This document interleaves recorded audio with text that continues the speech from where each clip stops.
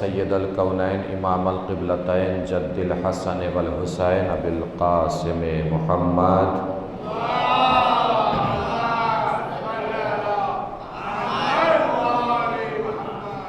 وعلی آلہ الطیبین الطاہرین المعصومین المظلومین المنتخبین المنتجبین الغر المیامین ولعنۃ اللہ الدائمۃ الباقیۃ علی اعدائہم وقتلتہم وغاصب حقوقہم ومنکر فضائلہم ومصائبہم من الآن الی قیام یوم الدین اما بعد فقد قال اللہ الحکیم فی القرآن الکریم بسم اللہ الرحمن الرحیم وَآتِ ذِی الْقُرْبَىٰ حَقَّهُ الصلوات پڑھیں بر محمد وآل محمد۔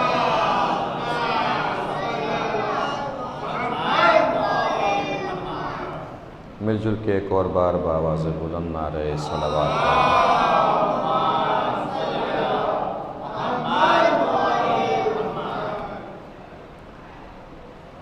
وعدے کے مطابق آج ہمیں آپ کے سامنے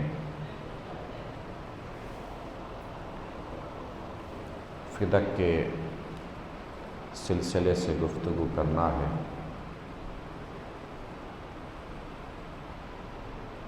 فدق ایک ایسا واقعہ ہے کہ جس میں دلیلیں بھی شہزادی کے ساتھ تھیں، گواہ بھی شہزادی کے مضبوط تھے، حق بھی شہزادی کا تھا، پھر بھی فیصلہ شہزادی کے خلاف دیا گیا۔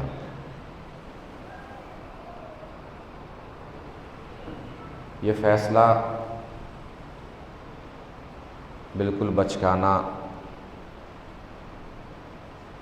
احمقانہ، دلیل اور علم سے پرے۔ عرب میں جب کوئی غلط فیصلہ دیتا تھا تو اس کو قاضی صدوم کے فیصلے کی مثال دے کر لوگ سمجھاتے تھے۔ یعنی کوئی غلط فیصلہ دیا کرتا تھا تو عرب کے لوگ کہا کرتے تھے کہ اس نے قاضی صدوم جیسا فیصلہ دیا ہے۔ صدوم یہ وہ جگہ تھی جہاں پہ قوم لوط رہا کرتی تھی۔ قاضی صدوم کیسا فیصلہ دیا کرتے تھے؟ صدوم کے جو جج ہوا کرتے تھے، صدوم شہر کا نام ہے جہاں قوم لوط رہتی تھی۔ صدوم کے جج کس طریقے کا فیصلہ دیا کرتے تھے؟ کیسا فیصلہ دیتے تھے؟ جناب سارہ، جناب ابراہیم کی زوجہ، انہوں نے دیکھنے کے لیے جناب لوط کو اپنی طرف سے ایک آدمی بھیجا کہ جا کے لوط کی خبر لے کر آئیں۔ یعنی اپنے بھائی کی خبر لینے کے لیے جناب سارہ نے ایک شخص کو بھیجا۔ وہ جب شہر صدوم پہنچا جناب لوط کی خبر لینے کے لیے تو وہاں ان کے ساتھ بد اخلاقی ہوئی، بدتمیزی ہوئی، شرارت ہوئی، اور ایک آدمی نے ان کے سر پہ، جن کو جناب سارہ نے بھیجا تھا، پتھر مارا۔ پتھر مارا تو خون بہنے لگا۔ جس کو بھیجا تھا جناب سارہ نے، اس نے کہا کہ تم نے مجھے پتھر مارا ہے، میرے سر سے خون بھی بہہ رہا ہے، تم اس کا مجھے بدلہ دو۔ اس نے کہا کہ میں بدلہ نہیں دوں گا، تمہیں مجھے انعام دینا چاہیے۔ کہ انعام کیسا؟ کہ میں نے تمہیں پتھر مارا، تمہارے سر سے خون بہا، یہ خون اگر تمہارے سر میں ہوتا تو تمہیں نقصان پہنچاتا، میں نے تمہیں نقصان سے بچایا ہے، تم مجھے انعام دو۔ وہ دونوں جج کے پاس پہنچے، صدوم کا جج قاضی، کہا کہ انہوں نے پتھر مارا ہے، خون بہا ہے، ان سے بدلہ دلوائیے۔ جج نے بھی وہی فیصلہ دیا جو صدوم کے اس شخص نے کہا تھا کہ انہوں نے پتھر مار کے تمہیں نقصان سے بچایا ہے، چونکہ خون اگر تمہارے سر میں ہوتا تو تمہیں نقصان پہنچاتا، تمہیں چاہیے کہ ان کو انعام دو۔ تم انہیں بدلا دو، یہ تمہیں بدلا نہیں دیں گے۔ وہ بھی کوئی جلالی آدمی تھا، اس نے ایک پتھر اٹھایا اور جج کے سر پہ دے مارا۔ اس نے کہا یہ جو میں نے پتھر مارا ہے تمہارے سر سے خون بہا ہے، تمہیں جو مجھے اس کا بدلہ دینا تھا وہ تم اس کو دے دینا۔ اس طریقے کے صدوم کے جج فیصلہ کیا کرتے تھے۔ ایک آدمی نے گدھے کا کان کاٹ دیا،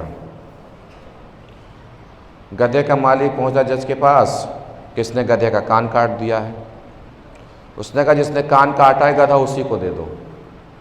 کا وجہ کہ جب تک گدھے کا کان دوبارہ نہیں اگے گا گدھا اسی کے پاس رہے گا، تاکہ تمہیں تمہارا گدھا صحیح و سالم واپس مل جائے۔ اس طریقے کا فیصلہ کیا کرتے تھے صدوم کے جج۔ بالکل اسی طریقے کا فیصلہ مدینے میں ہو رہا تھا رسول کے بعد۔ جیسے صدوم کے جج فیصلہ کیا کرتے تھے ویسے مدینے میں رسول کے بعد فیصلہ ہو رہا تھا۔ آج کی اس وقت کی گفتگو میں 3-4 طریقوں سے گفتگو کی جا سکتی ہے۔ 3-4 ارکان ہیں فدق کے سلسلے سے جس پر بات ہوگی، گفتگو ہوگی انشاءاللہ۔ پہلا مرحلہ ہوگا فدق کی تاریخی حیثیت کے عنوان سے۔ فدق کیا ہے، کہاں سے آیا، رسول کے پاس کیسے پہنچا، شہزادی فاطمہ تک کیسے آیا۔ پھر فدق پہ شہزادی کے جو دعوے ہیں ان کے اوپر بات ہوگی۔ ایک دعویٰ شہزادی نے ملکیت کا پیش کیا ہے، ایک دعویٰ شہزادی نے ہبہ کا پیش کیا ہے، ایک دعویٰ شہزادی نے وراثت کا پیش کیا ہے۔ شہزادی نے کتنے دعوے پیش کیے ہیں فدق کے سلسلے سے؟ 3 دعوے، ملکیت کا دعویٰ، ہبہ کا دعویٰ اور وراثت کا دعویٰ۔ پہلے ہم تاریخی گفتگو کر لیتے ہیں فدق کے حوالے سے کہ فدق کیسے آیا، کیوں نام رکھا گیا، کس طریقے سے پہنچا، کیسے پہنچا۔ جناب نوح کے 3 بیٹے سام، حام، یافس، یہ میں نے پہلے بھی عرض کیا تھا۔ سام، حام، یافس۔ حام کے ایک فرزند کا نام فدق ہے۔ یہ فدق کا علاقہ جناب نوح کے پوتے کے نام پہ اس علاقے کو فدق کہا جاتا ہے۔ پہنچ گئی بات؟ اس علاقے میں یہودی بسے ہوئے تھے، یہودیوں کے قبضے میں یہ علاقہ تھا۔ خیبر میں شکست کھانے کے بعد یہودی اسی علاقے سے اسلام کے خلاف سازشیں کر رہے تھے۔ حضور کو پتہ چلا تو حضور نے کوئی لشکر نہیں بھیجا، صرف اور صرف مولا علی کو بھیجا۔ چونکہ خیبر میں یہودی علی ہی سے پٹ کے بھاگے تھے، اس لیے علی کے روب دبدبے اور جلال میں آ کر یہودیوں نے یہ معاہدہ کیا کہ ہم فدق کا آدھا حصہ رسول کو دے رہے ہیں، اور آج کے بعد اگر ہم اسلام کے خلاف سازشیں کرتے ہوئے پائے گئے تو جو باقی آدھا بچے گا وہ بھی رسول کا ہوگا۔ فدق کس کے پاس آ گیا؟ رسول کے پاس فدق آ گیا۔ ادھر رسول کے پاس فدق کا پہنچنا تھا، ادھر جبرائیل امین تشریف لائے رسول کے پاس، وَآتِ ذِی الْقُرْبَىٰ حَقَّهُ، اے رسول اپنے قرابت دار کو ان کا حق دے دیجئے۔ رسول کو پتہ تھا کسے کیا دینا ہے، پھر بھی ہمیں پتہ چل جائے اس لیے پوچھ لیا جبرائیل سے کہ کس کو کیا دینا ہے۔ جبرائیل نے فرمایا اللہ فرما رہا ہے فدق فاطمہ کو دے دیجئے۔ فدق کس کے پاس آ گیا؟ شہزادی فاطمہ کے پاس آ گیا۔ لوگ بیٹھے ہیں، اصحاب کا مجمع ہے، مجمع چھلک رہا ہے، رسول پوچھ رہے ہیں کس کو کیا دینا ہے۔ جبرائیل نے کہا فاطمہ کو فدق دے دیجئے۔ رسول نے فاطمہ کو فدق دیا۔ رسول پوچھ کیوں رہے ہیں جب جانتے ہیں؟ رسول تو عالم الغیب ہیں، رسول کو پتہ ہوگا نا کہ فدق کس کو دینا ہے، کس کے لیے پیغام آیا ہے پروردگار کا۔ جبرائیل کیوں نازل ہوئے ہیں؟ رسول کو پتہ تھا یا نہیں پتہ تھا؟ رسول کو پتہ تھا، لیکن پھر بھی پوچھا سب کے سامنے کہ فدق کس کو دینا ہے، کس کو کیا دینا ہے۔ جبرائیل نے کہا فاطمہ کو فدق دے دیجئے۔ سب کے سامنے یہ سوال جواب ہو رہا ہے، سب کی نالج میں ہے، سب کو سنایا جا رہا ہے، بتایا جا رہا ہے۔ یا رسول اللہ سب کو کس لیے سنا رہے ہیں کہ مسلمان دعویٰ کرے گا کہ رسول کی فاطمہ کے علاوہ اور بھی بیٹیاں ہیں، تو میں پہلے ہی دن اس بات کو کلیئر کر دینا چاہ رہا ہوں کہ اگر اور بھی بیٹیاں میری ہوتی تو فدق میں ان کا بھی حصہ ہوتا۔ فدق میں صرف ایک ہی حصہ قرار پایا، وہ ہے شہزادی فاطمہ زہرا کا۔ اس بات کی دلیل ہے کہ رسول کی بس ایک ہی بیٹی تھی جس کا نام فاطمہ زہرا تھا۔ ایک صلوات پڑھیں مل جل کے بر محمد و آل محمد۔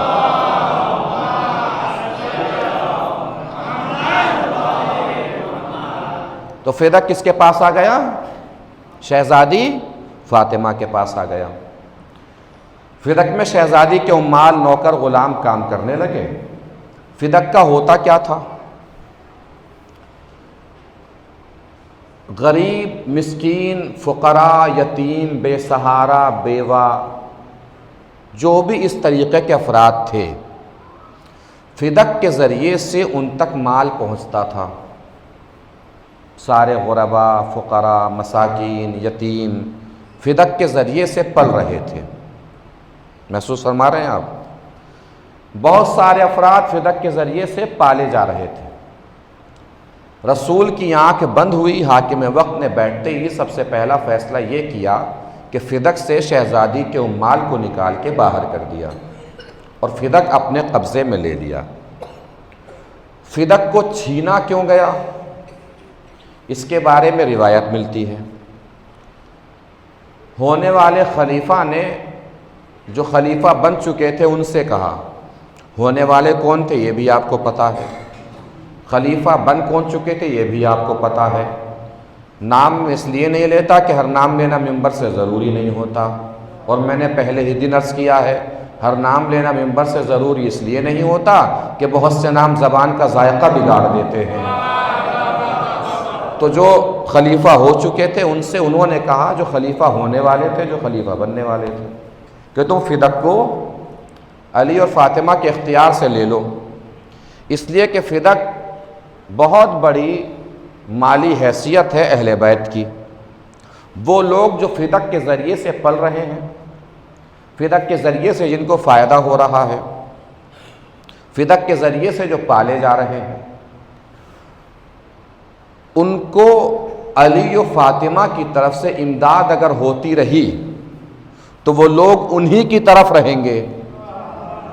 فدق کو اپنے قبضے میں لے لو تاکہ وہ لوگ تمہاری طرف آ جائیں۔ فدق کو اپنے قبضے میں لے لو تاکہ وہ لوگ تمہاری طرف آ جائیں۔ آپ نے شاید توجہ نہیں فرمائی، لوگوں کو اپنی طرف کرنے کے لیے انہوں نے خدا کو اپنے مقابلے پہ کھڑا کر دیا۔ بندوں کو اپنی طرف کرنے کے لیے انہوں نے خدا کو اپنے مقابلے پہ کھڑا کر دیا۔ شہزادی فاطمہ، اچھا یہ رقبہ کتنا بڑا تھا؟ فدق کا رقبہ، فدق کتنا بڑا تھا؟ طول و عرض میں کتنا زیادہ تھا فدق؟ فدق کی جو پوزیشن ہارون رشید کے زمانے میں جناب امام موسیٰ کاظم علیہ السلام نے بیان فرمائی ہے،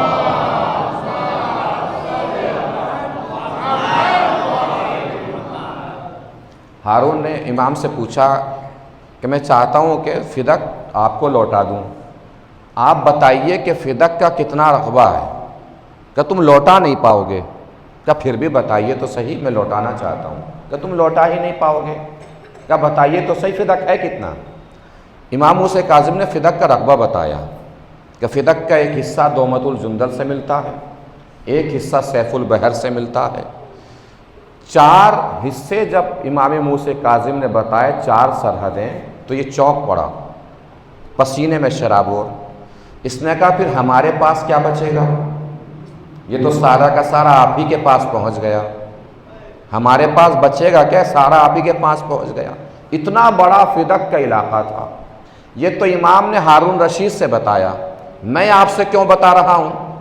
اتنا بڑا فدق کا علاقہ تھا، میں آپ سے بات کیوں بتا رہا ہوں؟ اس لیے بتا رہا ہوں کہ دنیا ہم سے کہتی ہے 4 ہی پیڑ تو تھے، دنیا تو ہم سے کہتی ہے، آج ہم فدق کی بات کرتے ہیں کہ 4 ہی پیڑ تو تھے۔ اگر آج کے بعد کوئی آپ سے کہے نا 4 ہی پیڑ تو تھے، تو اس سے کہہ دیا کیجئے کہ 4 ہی پیڑ تھے تو آپ ہی دے دیتے شہزادی کو۔ بھائی 4 ہی پیڑ تھے تو آپ ہی شہزادی کو دے دیتے۔ 4 پیڑوں کے لیے قیامت تک لعنت کھانا کون سی عقل مندی کی دلیل ہے؟ ایک صلوات پڑھیں مل جل کے بر محمد و آل محمد۔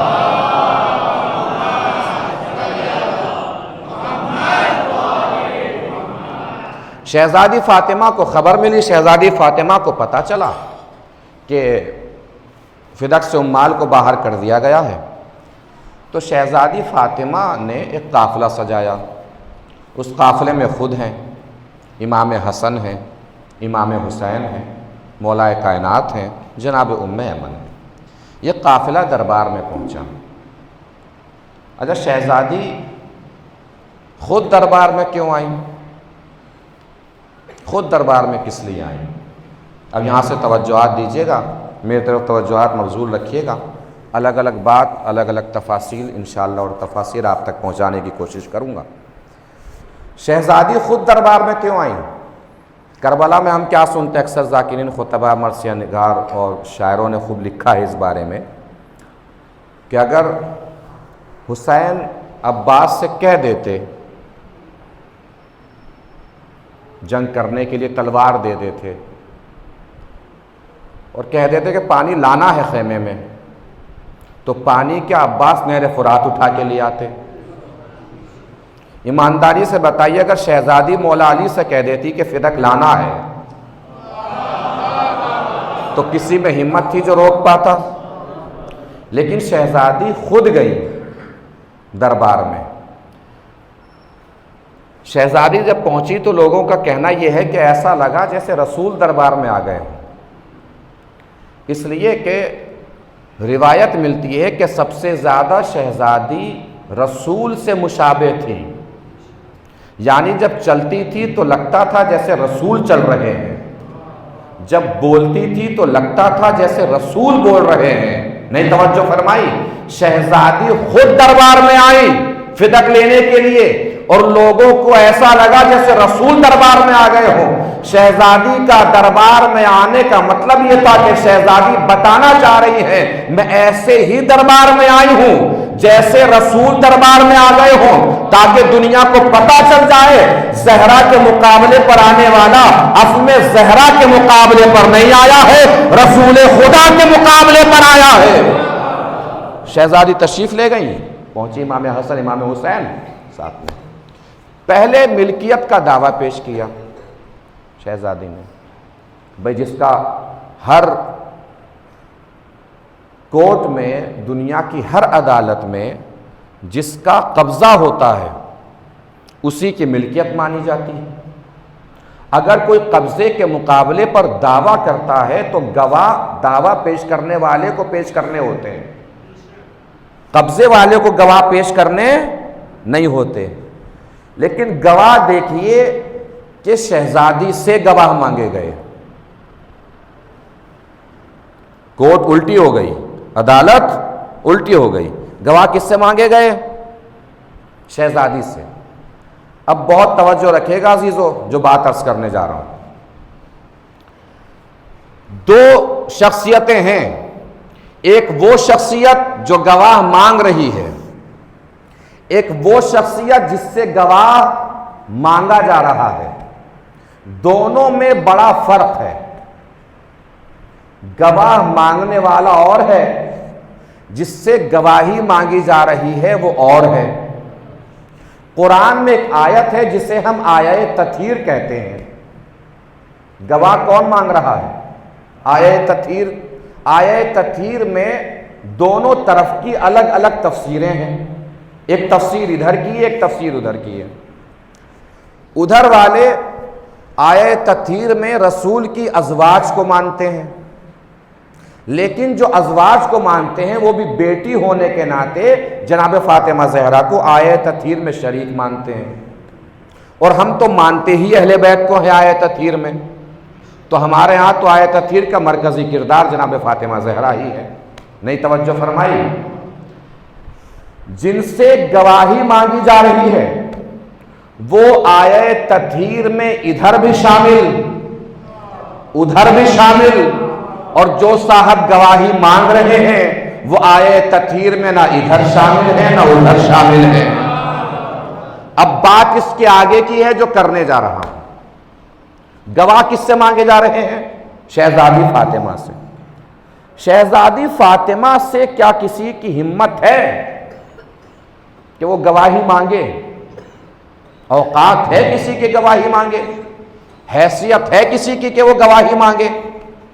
پوری طاقت سمیٹ لیجئے گا جو بات عرض کرنے جا رہا ہوں اگر پہنچ جائے. کیا کسی کی حیثیت ہے کہ وہ شہزادی فاطمہ سے گواہی مانگے؟ میں نے کوئی بات پڑھی، میرے پاس کوئی صاحب آئے اور پوچھے کہ آپ نے یہ بات کہاں سے پڑھی، میں کہوں کہ فلاں کتاب میں لکھی ہوئی ہے. وہ کتاب دیکھنے لگے الٹ پلٹ کے. میں پوچھوں کہ کتاب کیا دیکھ رہے ہیں؟ کہ دیکھ رہا ہوں کہ معتبر ہے کہ غلط ہے کہ صحیح ہے کہ غیر معتبر ہے. میں کہوں کتاب چھوڑیے، فلاں حدیث میں بھی یہ بات ہے. اب وہ حدیث کے آگے پیچھے دیکھنے لگے. میں پوچھوں اب کیا دیکھ رہے ہیں؟ کہ دیکھ رہا ہوں حدیث معتبر ہے کہ صحیح ہے کہ غیر معتبر ہے. میں کہوں کہ حدیث بھی چھوڑیے، قرآن کی فلاں آیت میں بھی یہ بات ہے. اب وہ قرآن اٹھا اور آیت کو دیکھنے لگے آگے پیچھے.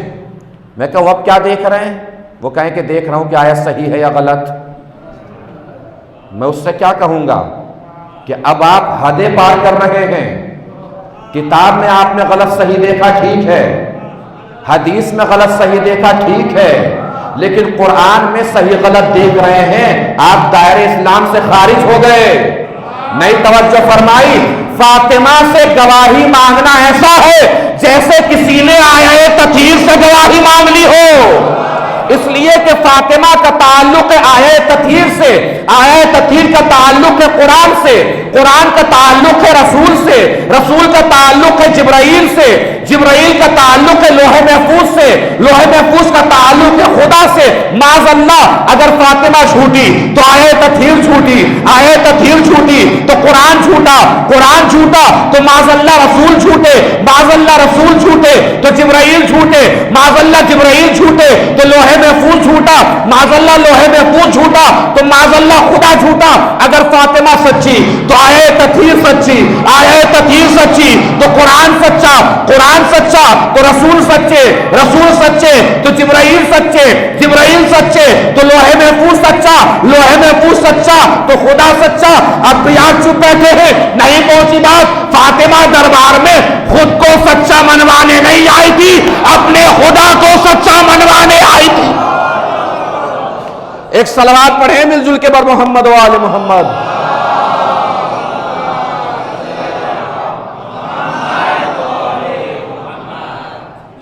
محسوس فرما رہے ہیں؟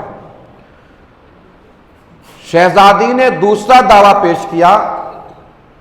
ملکیت نہیں مانتے، قبضہ نہیں مانتے، تو شہزادی نے ہبہ کا دعویٰ پیش کیا. اب یہاں سے دو دعوے، ایک ہبہ کا اور ایک وراثت کا. ان دونوں دعووں پہ توجہ فرمائیے گا. ہبہ یعنی جب رسول کو یہ حکم پہنچا کہ فدق فاطمہ کو دے دیجیے، تو رسول نے ایک تحریر لکھی کہ یہ فدق میں فاطمہ کو دے رہا ہوں. فاطمہ کے بعد فاطمہ کی اولاد اس فدق کی مالک ہوگی. اس کے علاوہ جو بھی اس کے اوپر دعویٰ کرے وہ جھوٹا ہے. یہ رسول نے لکھی اور پڑھ کے سنائی سب کو. تحریر رسول نے لکھی اور سب کو پڑھ کے سنائی. آپ نے توجہ ہی نہیں فرمائی. اس کا مطلب یہ ہوا کہ رسول لکھنا بھی جانتے تھے، پڑھنا بھی جانتے تھے.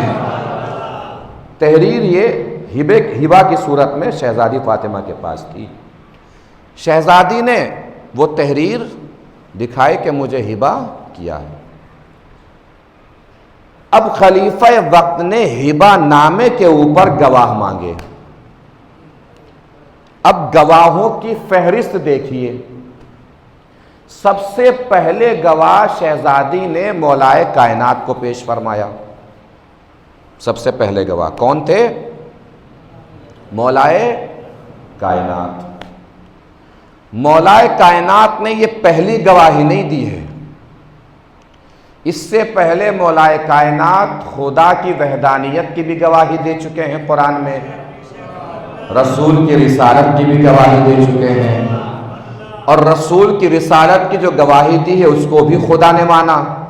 خود اس کی وحدانیت کی جو گواہی دی ہے اس کو بھی قرآن میں خدا نے مانا ہے.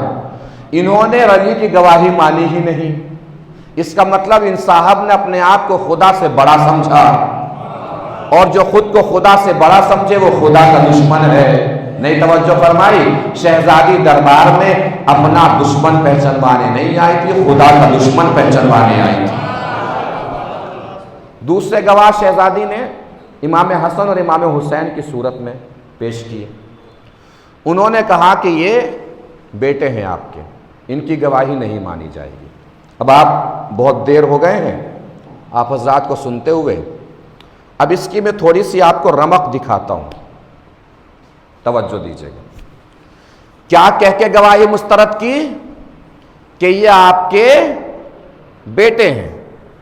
اس کا مطلب انہوں نے یہ بتانے کی کوشش کی کہ ماں باپ کے حق میں بیٹوں کی گواہی نہیں مانی جاتی، یہی تو بتانے کی کوشش کی۔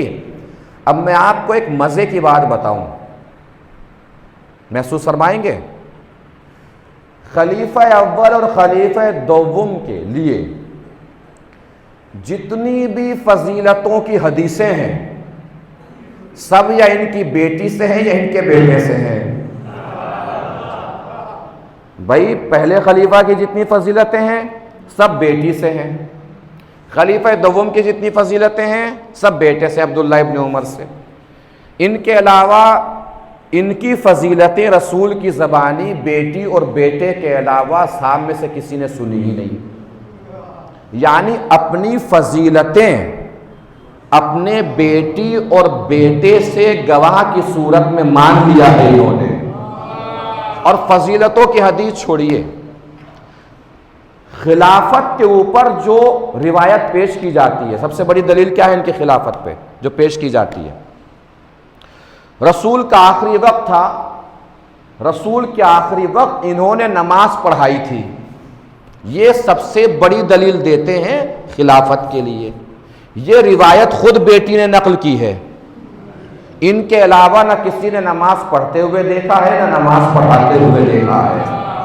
یعنی اپنی باری میں اپنی فضیلت اور خلافت کے سلسلے سے یہ بیٹی کی بھی گواہ مان لیتے ہیں، بیٹی کی بھی گواہی مان لیتے ہیں، لیکن جب رسول کی بیٹی کی حق کی بات آتی ہے تو بیٹوں کی گواہی سے مکر جاتے ہیں۔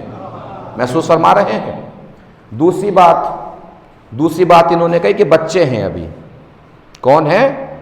بچے ہیں۔ کیا واقعاً قرآن میں بچوں کی گواہی نہیں مانی گئی ہے؟ بچوں کی گواہی نہ مان کر انہوں نے قرآن کی مخالفت کی ہے، اس لیے کہ قرآن میں مریم کی گواہی عیسیٰ نے دی ہے، یوسف کی گواہی جھولے سے بچے نے دی ہے۔ ہمیں شکوہ تو اسی بات کا ہے، جھولے کے سوار کی گواہی تو انہوں نے مان لی ہے، رسول کے دوش کے سواروں کی گواہی ماننے سے انکار کر دیا۔ محسوس فرما رہے ہیں؟ اب چھوڑیے بات، انہوں نے کہہ دیا بچے ہیں۔ آپ جانتے ہیں یہ بچے وہی ہیں جو میدان مباہلہ میں رسول کی رسالت کی گواہی کے لیے گئے ہیں، اور جب اس سے بھی چھوٹے تھے، ان سے بھی زیادہ بچے تھے، جو عمر اس وقت ہے اس سے تو کم ہی عمر رہی ہوگی، میدان مباہلہ میں گواہی مانی گئی بچوں کی۔ توجہ دیجیے گا عزیزو، جب اللہ نے بلا کے فرمایا فَقُلْ تَعَالَوْا نَدْعُ أَبْنَاءَنَا وَأَبْنَاءَكُمْ وَنِسَاءَنَا وَنِسَاءَكُمْ وَأَنفُسَنَا وَأَنفُسَكُمْ ثُمَّ نَبْتَهِلْ فَنَجْعَلْ لَعْنَةَ اللَّهِ عَلَى الْكَاذِبِينَ۔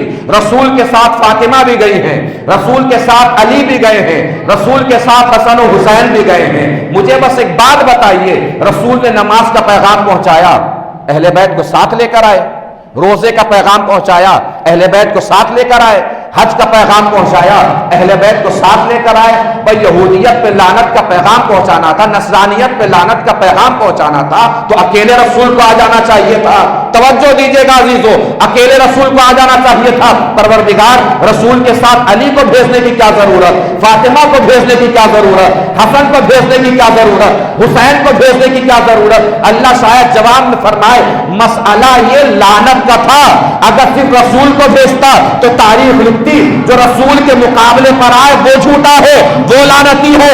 میں نے علی کو بھی بھیجا، فاطمہ کو بھی بھیجا، حسن کو بھی بھیجا، حسین کو بھی بھیجا، تاکہ دنیا کو پتہ چل جائے جو رسول کے مقابلے پر آئے وہ بھی لعنتی، جو علی کے مقابلے پر آئے وہ بھی لعنتی، جو علی کے مقابلے پر آئے وہ بھی لعنتی، جو حسن کے مقابلے پر آئے وہ بھی لعنتی، جو حسین کے مقابلے پر آئے وہ بھی لعنتی، جو زہرا کے مقابلے پر آئے اس پر بھی لعنت۔ محسوس فرما رہے ہیں؟ یہ لعنت کا مسئلہ تھا، اور لعنت کا مسئلہ سے پہلے بھی شاید بیان کر چکا ہوں۔ میدان مباہلہ میں علامہ اظہر حسن زیدی صاحب فرمایا کرتے تھے کہ اس آیت کو اردو میں پڑھنا چاہیے، فَقُلْ تَعَالَوْا نَدْعُوا أَبْنَاءَنَا وَأَبْنَاءَكُمْ، ابناءنا و ابناءکم جو اللہ نے فرمایا ہے تو اس کو اردو میں پڑھیے، ابناءنا ابناءنا۔ قرآن کی جب آیت نازل ہوئی ہوگی تو سلمان فارسی جیسے اصحاب صحابیوں کے دروازے پر گئے ہوں گے، دق الباب کر کے کہا ہوگا کہ ہر میدان میں آئے ہو اس میدان میں نہ جانا، اس لیے کہ ہر میدان میں تلوار سے مقابلہ تھا، بھاگ کے بچ جاتے تھے، اس میدان میں لعنت سے مقابلہ ہے، پیچھے پڑ جاتی ہے تو قبر میں بھی پیچھا نہیں چھوڑتی۔ تیسری گواہی کے طور پر کسے پیش کیا؟ ام ایمن کو، مولا علی کو پیش کیا، امام حسن کو پیش کیا، امام حسین کو پیش کیا، اور ام ایمن کو پیش کیا۔ میں تفصیلات بتا رہا ہوں، ذہن نشین کر لیجئے گا انشاءاللہ جو تفصیلات میں نے بتائی ہیں۔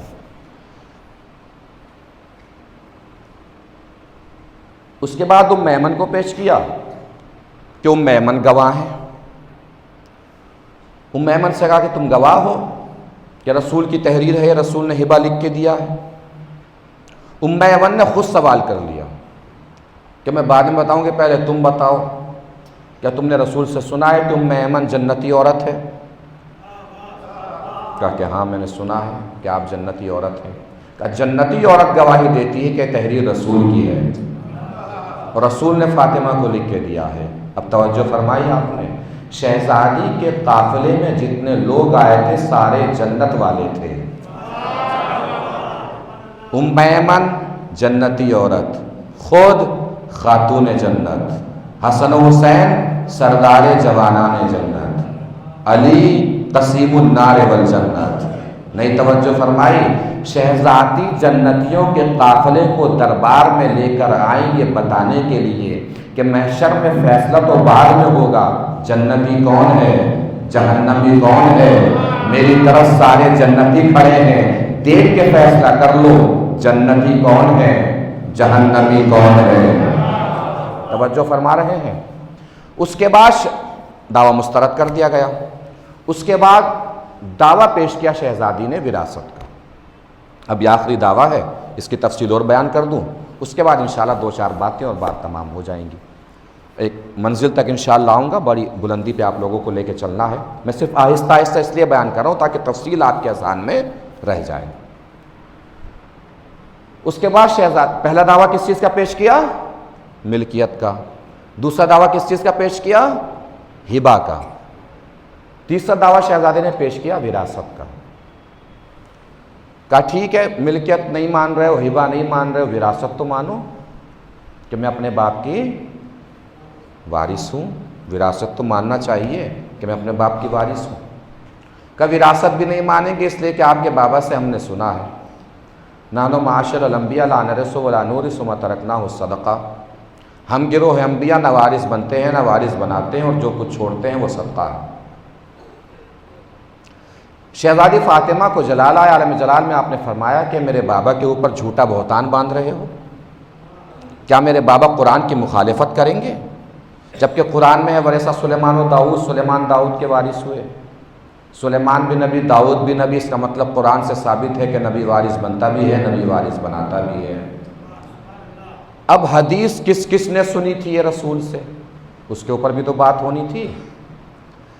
یہ حدیث میں نے رسول سے سنی، یہ حاکم وقت نے کہا، اور حاکم وقت کی بیٹی نے اس کی گواہی دی کہ میرے بابا صحیح بول رہے ہیں، یہ حدیث میں نے سنی ہے۔ اب توجہ فرمائیے گا عزیزو، اگر یہیں بیٹھے ہیں نا تو سر عرش کی بلندی سے ٹکرا جائیں گے۔ چلیے مان لیا ان کے مطابق کہ رسول وارث بنتے بھی نہیں ہیں، رسول وارث بناتے بھی نہیں ہیں، اس کا مطلب رسول جب جائیں گے تو کوئی وراثت چھوڑ کے نہیں جائیں گے، سیدھی سی بات ہے، بات طے ہو گئی نا انہی کے حدیث کے مطابق کہ رسول جب جائیں گے تو اپنی وراثت چھوڑ کر نہیں جائیں گے، جو بھی چیز چھوڑ کے جائیں گے وہ بیت المال میں پہنچ جانی چاہیے۔ بات صحیح ہے غلط ہے؟ اس حدیث کے مطابق جو انہوں نے جھوٹ نہیں سنائی ہے، بات صحیح ہے غلط ہے؟ صحیح ہے۔ تو رسول صرف فدق چھوڑ کے تھوڑی گئے ہیں جو معاملہ فدق کا ہو، رسول تو اپنے حجرے بھی چھوڑ کے گئے ہیں۔ رسول صرف فدق چھوڑ کے نہیں گئے ہیں، اپنے حجرے بھی چھوڑ کے گئے ہیں رسول۔ اب سب سے پہلے حاکم وقت کو حدیث کو صحیح مان کر یہ کرنا چاہیے تھا کہ حجروں کو خالی کرانا چاہیے تھا۔ کسی کا حجرہ خالی کراتے نہ کراتے، کم سے کم حدیث جو سنائی تھی اسی کو صحیح مان کر اپنی بیٹی ہی کا حجرہ خالی کرا لیتے اور بیٹی ہی کو واپس گھر پہ بلا لیتے۔ تیسری خلافت کا دور ہے۔ کون سی خلافت؟ تیسری خلافت۔ انہوں نے جو بیت المال سے وظیفہ بندھا ہوا تھا اس کو بند کر دیا۔ تیسری خلافت کے زمانے میں وظیفہ بند کر دیا گیا۔ پہلے حاکم کی بیٹی کا بھی وظیفہ بند ہو گیا، یہ دربار میں پہنچ گئی کہ میرا وظیفہ جو تھا تم نے بند کر دیا، وہ کہاں ہے؟ کیا شریعت اور قرآن کے اعتبار سے تو آپ کا کوئی وظیفہ ہے نہیں؟ میں نے قرآن پڑھ لیا ہے، حدیث سے کھنگال لی ہے، آپ کو کوئی وظیفہ بنتا ہی نہیں ہے۔ کا وظیفہ نہیں بنتا ہے تو کم سے کم رسول نے جو وراثت چھوڑی ہے اسی کا حصہ سمجھ کے مجھے دو۔ یہ بالکل تاریخ میں یہ ٹیک لگائے ہوئے بیٹھے تھے تخت سے، یہ اٹھ کے سیدھے ہوئے اور اشارہ کر کے کہا کہ تم ہی وہ تھی کہ جب رسول کی بیٹی دربار میں آئی تھی اور تمہارے بابا نے فرمایا تھا کہ رسول نہ وارث بنتا ہے نہ رسول وارث بناتا ہے، تم ہی نے حدیث کی گواہی دی تھی۔ تم نے جھوٹی حدیث سنا کر رسول کی بیٹی کو ان کا حق نہیں دیا، میں تمہاری جھوٹی حدیث کو سچا مان کر تمہارا حق تمہیں نہیں دوں گا۔ توجہ ہی نہیں فرمائی آپ نے۔ یہ شہزادی فاطمہ کی دشمنی ہے۔ دنیا میں مال چھین لیا گیا، دنیا میں مال چھین لیا گیا، دنیا میں مال چھین لیا گیا، اس کا مطلب فاطمہ کا دشمن اکیلا ایسا دشمن ہے جس سے دنیا میں بھی سب کچھ چھن جائے گا، آخرت میں بھی سبھی کچھ چھن جائے گا، دنیا میں بھی نقصان میں رہے گا، آخرت میں بھی نقصان میں رہے گا۔ یہ زہرا کا دشمن ہے۔ فضال ابن حسن چاہنے والے تھے اہل بیت علیہم الصلوۃ والسلام کے۔ ابو حنیفہ کے پاس پہنچے ایک دن، توجہ دیجیے گا، پہنچ کے انہوں نے کہا کہ سرکار میں ہوں اور میرا بھائی ہے، میں ہوں اور میرا بھائی، میں اس بات کا قائل ہوں کہ رسول کے یہ دونوں صحابی بڑے بافضیلت تھے، اور میرا بھائی اس بات کا قائل ہے کہ مولا علی بڑے بافضیلت تھے۔ مجھے کوئی ایسی دلیل بتائیے کہ جو میں ان کی افضلیت علی پہ ثابت کر سکوں۔ ابو حنیفہ نے کہا کہ یہ تو چھوٹی سی بات ہے، اتنی بڑی بات تو ہے نہیں، تو کیا بات ہے، کیسے ثابت کروں؟ کہ جا کے کہنا کہ ان دونوں کی افضلیت کے لیے اتنا ہی کافی ہے کہ رسول کے پاس دفن ہے۔ کیا کافی ہے؟ کہ رسول کے پاس دفن ہے۔ فضال ابن حسن نے کہا بالکل میں نے یہی بات کہی تھی جو آپ نے مجھ سے بتائی، لیکن سرکار اس نے تو ٹکا سا جواب دے دیا۔ تو کیا جواب دیا؟ کہ اس نے کہا کہ وہ جس زمین پہ دفن ہے کیا وہ ان کی اپنی زمین تھی؟ بھائی جس زمین پہ دفن ہے کیا وہ ان کی اپنی زمین تھی؟ ابو حنیفہ نے کہا نہیں، کہنا جا کے کہ وہ ان کی اپنی زمین نہیں تھی، ان کی اپنی زمین نہیں تھی۔ کہ پھر کیا بتاؤں؟ کہ کہنا کہ ان کی بیٹی کو رسول کی زوجہ ہونے کی حیثیت سے وراثت میں ملی تھی، انہوں نے اپنے باپ کو اجازت دی دفن ہونے کی، وہ اپنی بیٹی کی وراثت میں دفن ہے۔ فضال ابن حسن نے کہا سرکار میں نے بالکل یہی بات کہی تھی جو آپ نے کہی۔ سرکار اس نے تو مجھے پھر ٹکا سا جواب دے دیا۔ کہ پھر کیا جواب دیا؟ اس نے حدیث سنا دی، جو صاحب دفنے انہوں نے حدیث سنائی تھی، ہم گروہ انبیاء نہ وارث بنتے ہیں نہ وارث بناتے ہیں۔ بھئی ہم گروہ انبیاء نہ وارث بنتے ہیں نہ وارث بناتے ہیں، جو کچھ بھی چھوڑتے ہیں وہ صدقہ ہوتا ہے۔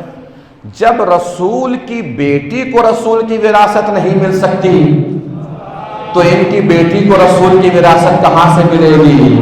بات میں نے تمام کر دی، آپ نے توجہ نہیں فرمائی۔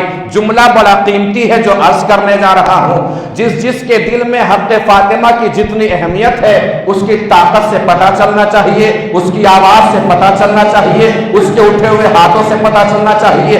اندر بیٹھے ہو یا باہر بیٹھے ہو، جہاں تک میری آواز جا رہی ہے پوری طاقت سے پڑھنے جا رہا ہوں، پوری طاقت سے سننا ہے۔ میں اس نے ثابت کر دیا کہ یہ صحیح زمین پہ دفن نہیں ہے، غلط زمین پہ دفن ہے۔ جب رسول کی بیٹی کو رسول کی وراثت نہیں مل سکتی تو ان کی بیٹی کو رسول کی وراثت کیسے ملے گی؟ اب اس واقعے کے بعد بس دو ہی طریقے ہیں صحیح کرنے کے، یا تو مانو کہ فدق فاطمہ کا ہے یا اپنے اپنے جنازے اکھاڑ کے اپنے اپنے قبرستان میں دفن کر دو۔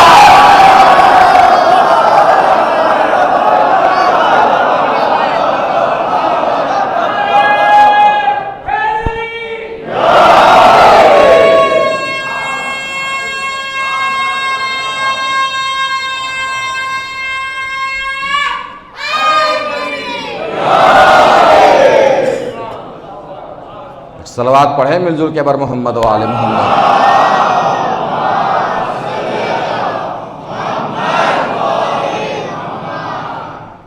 محسوس فرما رہے ہیں؟ چاہے جو دفن ہونے والا مسئلہ ہے سن لیجیے گا ایک اور جملہ،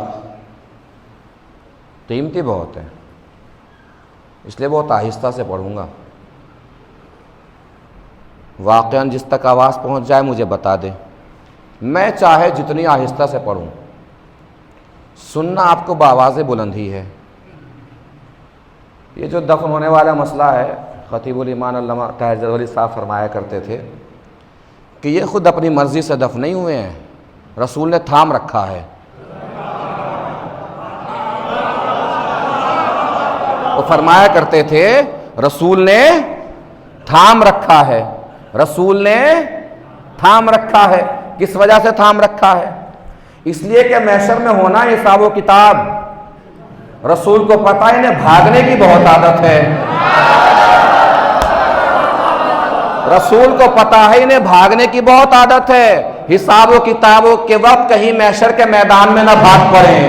جب محشر کے میدان میں پوچھا جائے فاطمہ کا حق کس کس نے مارا ہے، رسول برابر میں سے اٹھا کے دکھا دے کہ انہوں نے فاطمہ کا حق مار لیا تھا۔ ایک صلوات پڑھیں مل جل کے بر محمد و آل محمد۔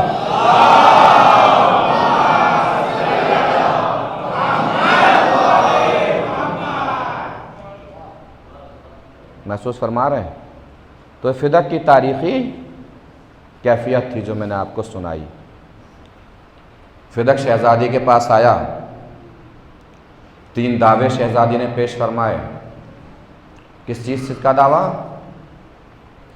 ملکیت کا، ہبہ کا، وراثت کا۔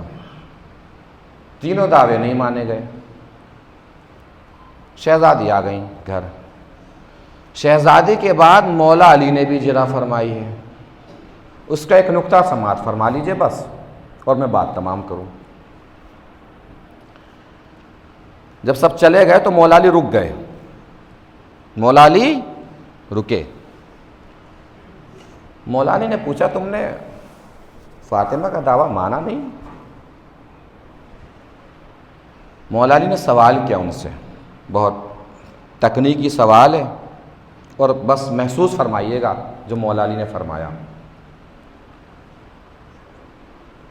کہ اگر کوئی فاطمہ کے طرف کسی برائی کی نسبت دے، فاطمہ کی طرف کسی برائی کی نسبت دے تو تم کیا کرو گے؟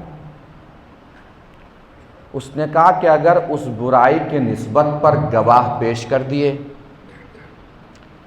تو میں وہی کروں گا جو کسی عام مسلمان عورت کے ساتھ کروں گا۔ کا مطلب کہ میں فاطمہ کو غلط مانوں گا، ان کے اوپر حد جاری کروں گا معاذ اللہ۔ مولا علی نے فرمایا کہ ایسی صورت میں تم کافر ہو جاؤ گے۔ کیا فرمایا؟ ایسی صورت میں تم کافر ہو جاؤ گے۔ اس نے کیسے کافر ہو جاؤں گا؟ کہ تم نے اللہ کے مقابلے پر لوگوں کی گواہی مانی۔ اللہ نے آیے تطہیر کی صورت میں فاطمہ کی طہارت کی گواہی دی ہے۔ اب لاکھوں لوگ اگر فاطمہ کے خلاف گواہی دیں تو ان کی گواہی نہیں مانی جائے گی۔ فاطمہ کے لیے اللہ کی گواہی کافی ہے، اس لیے تم کافر ہو جاؤ گے۔ آپ نے شاید توجہ نہیں فرمائی، تاریخ کے جس جھروکے سے میں آپ کو ٹھنڈی سی ہوا دینے جا رہا ہوں اس تک پہنچے تو بتائیے گا۔ ان صاحب کو پہلی مرتبہ کسی نے کافر کہا نہیں ہے یا کافر نہیں سوچا، پہلے بھی یہ حادثہ پیش آ چکا ہے۔ توجہ دیجیے گا جہاں تک پہنچا ہوں، پہلی بار کسی نے انہیں کافر نہیں کہا ہے، یہ حادثہ پہلے بھی پیش آ چکا ہے۔ شب ہجرت، رسول چل رہے ہیں، پیچھے سے کسی کے قدموں کی آواز آئی، رسول تیز دوڑنے لگے، آواز قریب آئی، رسول اور تیز دوڑنے لگے، آواز قریب آئی، رسول اور تیز دوڑنے لگے۔ یہ پہنچے رسول کے پاس، دیکھا کہ یہ صاحب ہیں، انہوں نے پوچھا یا رسول اللہ میں آ رہا تھا، آپ میرے قدموں کی آواز سن کے تیز کیوں دوڑ رہے تھے؟ رسول نے فرمایا میں نے سوچا کوئی کافر آ رہا ہے۔ نہیں پہنچی بات، میں نے سوچا کوئی کافر آ رہا ہے۔ 1400 سال سے ہمیں یہی تو سمجھ میں نہیں آیا کہ مسلمان اسے کس دل سے رضی اللہ کہہ لیتا ہے جسے علی نے کافر کہا ہے، نبی نے کافر سوچا ہے۔ ایک صلوات پڑھے مل جل کے بر محمد و آل محمد۔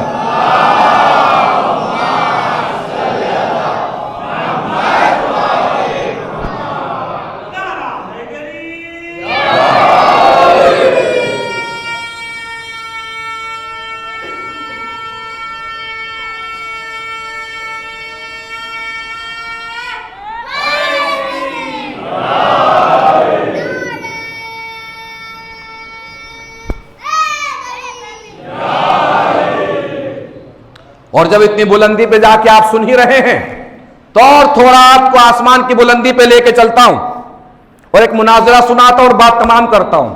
1-2 منٹ کی بات ہے۔ کیا کیا پیش کیا شہزادی نے؟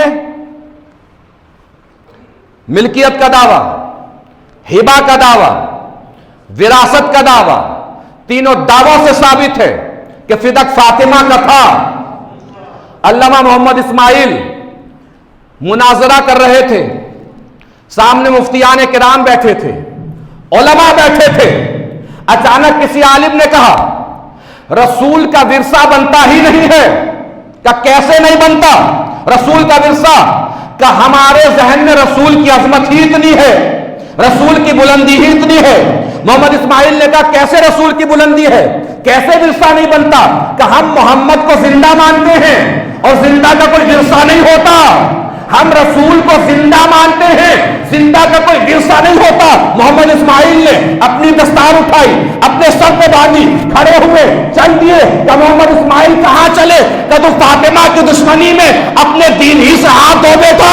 کہ کیسے ہاتھ دھو بیٹا؟ کہ بے وقوف، جب زندہ کا ورثہ نہیں بنتا تو زندہ کا خلیفہ بھی نہیں بنتا۔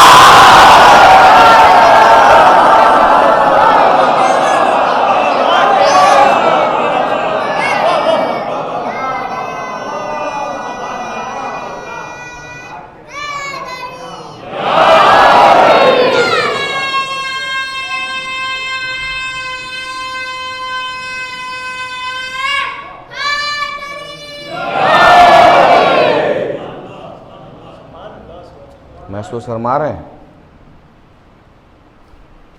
یہ فدق ہے اور یہ شہزادی کا حق ہے۔ نسلوں کو بتاتے رہیے گا کہ شہزادی کا حق ہے، اور یہ بھی بتاتے رہیے گا کہ کس نے چھینا ہے، اور یہ بھی بتائیے گا کہ کیوں چھینا ہے، یہ بھی بتائیے گا کب چھینا ہے۔ علامہ ابن ابی الحدید کا زمانہ تھا، شرح نظر البلاغہ کی علامہ ابن ابی الحدید نے، اور انہوں نے واقعہ لکھا ہے اپنی شرح میں کہ استاد ہسٹری کی کلاس لے رہے تھے، تاریخ کا سبق پڑھا رہے تھے، وہ ہسٹری پڑھاتے پڑھاتے واقعہ فدق پہ پہنچے۔ میں نے پوچھا سرکار فاطمہ تو صدیقہ تھی، کہا بالکل صدیقہ تھی۔ کہ صدیقہ تھی تو فاطمہ اپنا دعویٰ جھوٹا پیش نہیں کر سکتی؟ کہ بالکل پیش نہیں کر سکتی۔ کہ جب دعویٰ جھوٹا نہیں تھا تو فدق دیا کیوں نہیں؟ استاد نے کہا کہ اسی کو حکومت کہتے ہیں۔ کہ سرکار سمجھائیے اس کا مطلب کیا ہوا؟ کہ اصل میں فاطمہ دربار میں فدق لینے آئی ہی نہیں تھی۔ فاطمہ دربار میں فدق لینے آئی ہی نہیں تھی۔ کہ پھر کیوں آئی تھی؟ کہ فاطمہ اصل میں اپنے شوہر کی ولایت منوانے آئی تھی۔ توجہ عزیزو، اپنے شوہر کی ولایت منوانے آئی تھی۔ کہ استاد سمجھ میں نہیں آیا کہ اگر جس دن فاطمہ فدق مانگنے آئی تھی اس دن فاطمہ کی دلیلوں کو مان کر، فاطمہ کو سچا سمجھ کر حاکم وقت فدق دے دیتا تو اگلے دن فاطمہ پھر دربار میں آتی کہ میرے شوہر کی حکومت بھی چھوڑ۔ چونکہ ایک دن پہلے فدق دے چکا تھا تو اگلے دن حکومت بھی چھوڑنی پڑتی۔ توجہ نہیں فرمائی آپ نے۔ کیا کہا استاد نے؟ اگر سچا مان لیتا تو حکومت چھوڑنی پڑتی، سچا مان لیتا تو حکومت چھوڑنی پڑتی، سچا مان لیتا تو حکومت چھوڑنی پڑتی۔ ایمانداری سے بتائیے، جو شہزادی فاطمہ کو معاذ اللہ جھوٹا مانے جنت میں جا سکتا ہے؟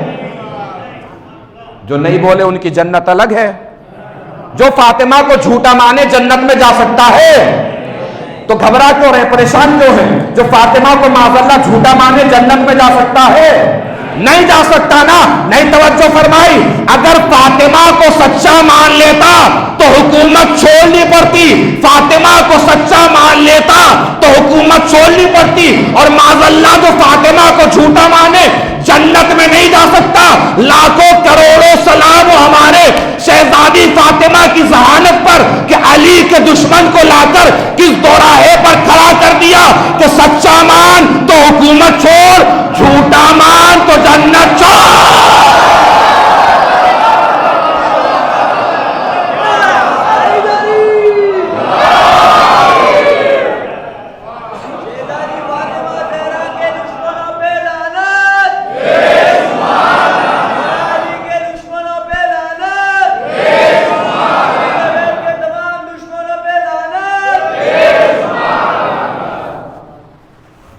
شہزادی سلام اللہ علیہ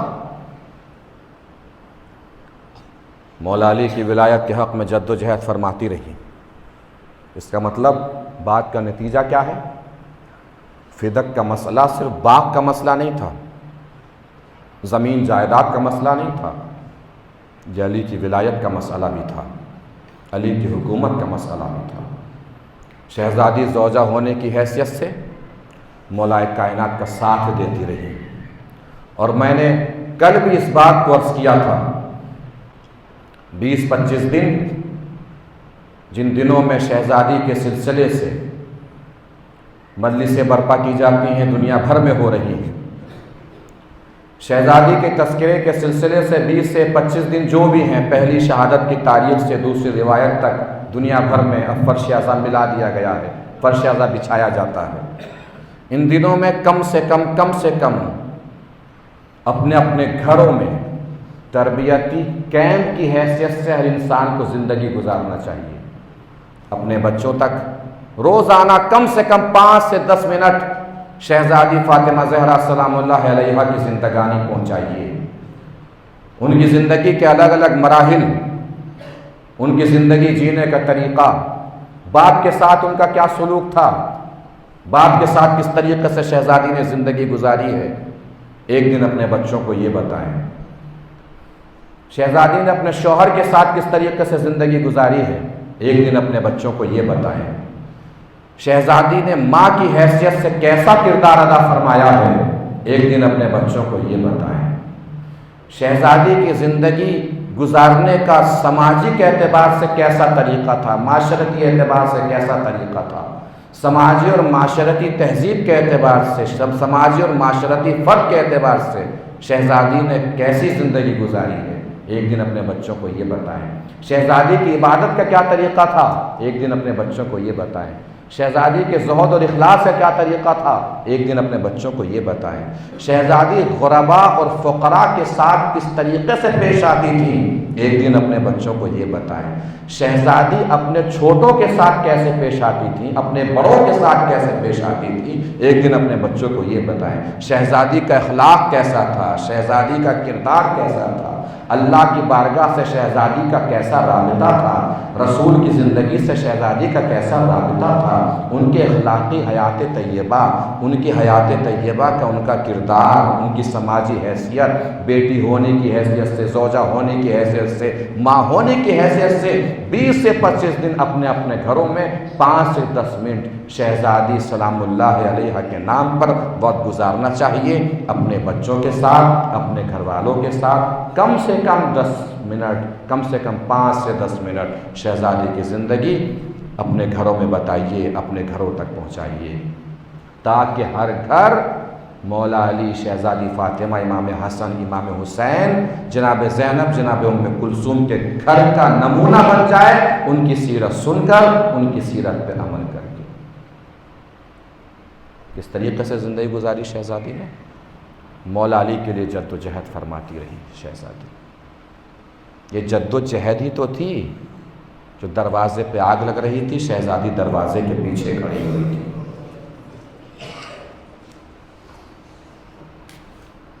شب شہادت ہے، کل دن میں شہادت کی مجلس ہے، روزانہ میں سناتا رہا، آپ سنتے رہے، جتنی میری طاقت تھی اتنا میں آپ تک شہزادی کی مصیبت پہنچانے کی کوشش کرتا رہا، آپ سن کے گریہ فرماتے رہے۔ آج مسئلہ اپنی قوت اور طاقت کا نہیں ہے، آج اس طریقے سے گریہ کرنا ہے جیسے گریہ کرنے کا حق ہے۔ کسی کے سلسلے سے مجلس ہوتی ہے، شہزادی پرسہ لینے آتی ہے، آج کو شہزادی کے سلسلے سے مجلس ہے تو کہیں حسین بیٹھے ہوں گے، کہیں حسن بیٹھے ہوں گے، کہیں رسول آئے ہوں گے، کہیں مولا علی آئے ہوں گے، اور سوچیے وہ سکینہ بھی آئی ہوگی جس کی خود کی پسلیاں دادی کی پسلیوں کی طریقے سے ٹوٹی تھیں۔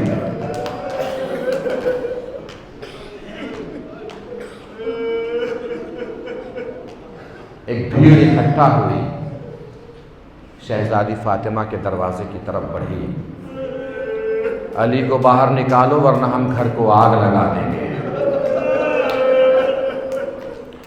شہزادی مدافع ولایت مولا کائنات بن کر دروازے کے پیچھے کھڑی ہو گئی۔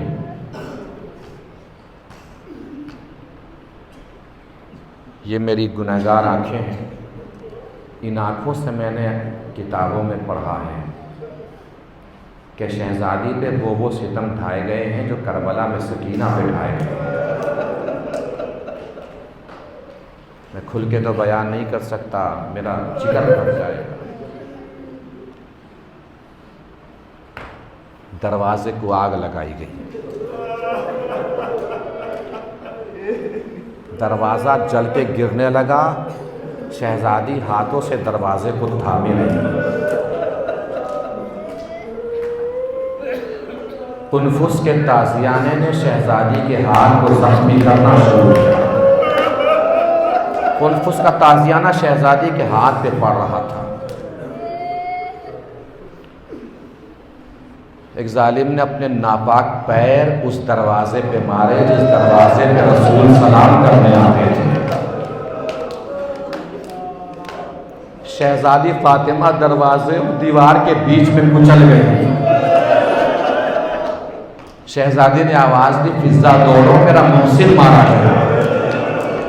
نانا ستم ابھی تمام نہیں ہوا ہے، میرے ہاتھ جڑے ہیں، یہ میرے ہاتھ جڑے ہوئے ہیں آپ کے سامنے،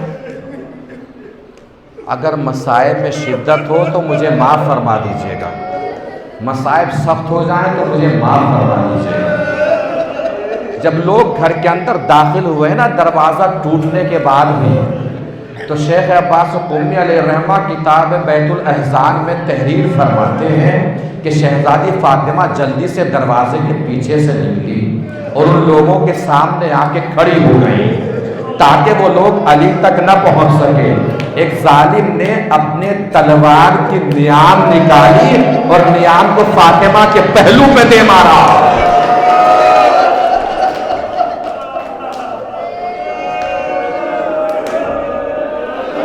نیام کا فاطمہ کے پہلو پہ مارنا تھا کہ فاطمہ نیچے گری، ایک تازیانہ قنفذ نے کمر پہ مارا۔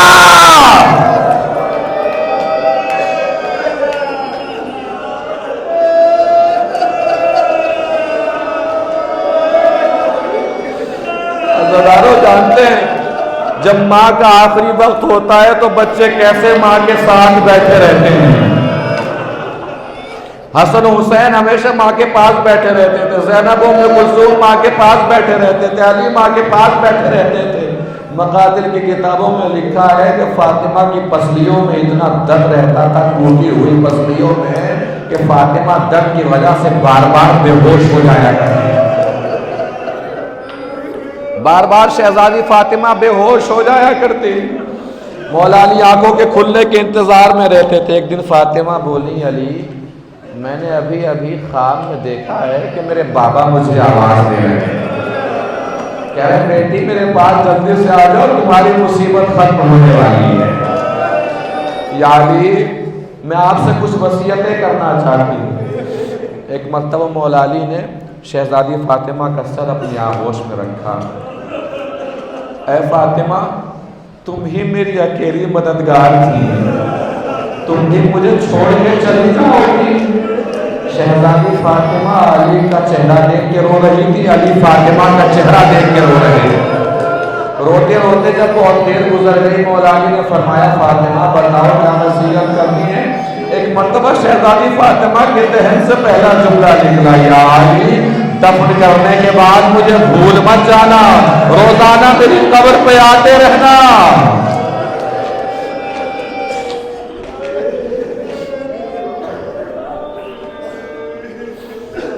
تڑپ گئے مولا کائنات۔ پھر شہزادی فاطمہ نے فرمایا جس نے میرے اوپر مصیبت ڈھائی ہے، ستم کیا ہے، مجھے میرے حق سے محروم کیا ہے، ان لوگوں کو میرے جنازے میں شریک نہ ہونے دیجیے گا، میرا جنازہ رات کے سناٹے میں اٹھائیے گا، میرے بعد میرے بچوں کا خیال رکھیے گا، خصوصاً میرے حسین کا خیال رکھیے گا، رات کے سناٹے میں حسین کو دیکھتے رہیے گا۔ کبھی بھی اس لیے کہ میرے حسین کو پیاس بہت لگتی ہے۔ میں کہوں گا شہزادی فاطمہ آج حسین کی پیاس کا اتنا خیال، کل کربلا کے میدان میں یہی حسین ہوگا، 3 دن کا بھوکا پیاسا ہوگا، شمر کا دل خچر ہوگا، سوکھا جلا ہوگا۔ اللہ آپ کی آوازوں پر رحمت نازل کرے، کوئی غم نہ دے سوائے غم حسین کے۔ شہزادی جناب اسما سے بولی، اسما دیکھو میں حجرے میں جا رہی ہوں، جب تک میری تسبیح و تحلیل کی آواز آتی رہے سمجھنا کہ فاطمہ زندہ ہے، جب آواز بند ہو جائے تو سمجھ لینا فاطمہ اس دنیا سے رخصت ہو گئی۔ اسما بچے باہر گئے ہوئے ہیں، جب واپس آئیں تو دیکھو انہیں آتے ہی خبر نہ دینا، پہلے انہیں کچھ کھلا پلا دینا۔ حسن حسین باہر سے آئے، پوچھا اماں کہاں ہیں؟ اسما نے کہا کہ پہلے کچھ کھا لیجیے۔ کہ اماں کہاں ہے؟ کہ کچھ کھا لیجیے۔ اماں کہاں ہے؟ کہ کچھ کھا لیجیے۔ حسن حسین نے آنکھوں میں آنسو بھر کے فرمایا کہ ابھی ماں کے بغیر ہم نے کچھ کھایا ہے تو آج کھا لیں۔ فاطمہ کے قریب پہنچے دونوں بچے، اسما کی آواز ہے بچوں تمہاری ماں اس دنیا سے رخصت ہو گئی ہے۔ جیسے حسن حسین نے سنا کہ ماں اس دنیا سے رخصت ہو گئی ہے، حسن ایک مرتبہ فاطمہ کے سینے پہ گرے اور آواز دی اماں آنکھیں کھولیے اس سے پہلے کہ میری روح میرے بدن سے نکل جائے۔ ادھر چھوٹا بیٹا حسین آیا، معلوم ہے کہاں پیر رکھتے، سر رکھے فاطمہ کے پیروں میں اپنے رخسار رکھ کے آواز دی اماں آنکھیں کھولے، آنکھ کا حسین آیا ہے۔ اماں کبھی ایسا نہ ہوا کہ حسین نے پکارا ہو آپ نے جواب نہ دیا ہو، اماں حسین آواز دے رہا ہے، اماں جواب دیجئے ورنہ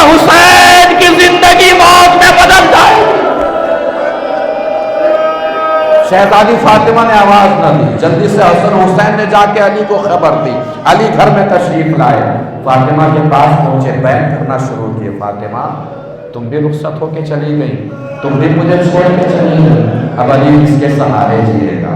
تمہارے سہارے زندگی چل رہی تھی، تمہارے سہارے زندگی گزر رہی تھی، اب علی کس کے سہارے زندگی گزارے گا؟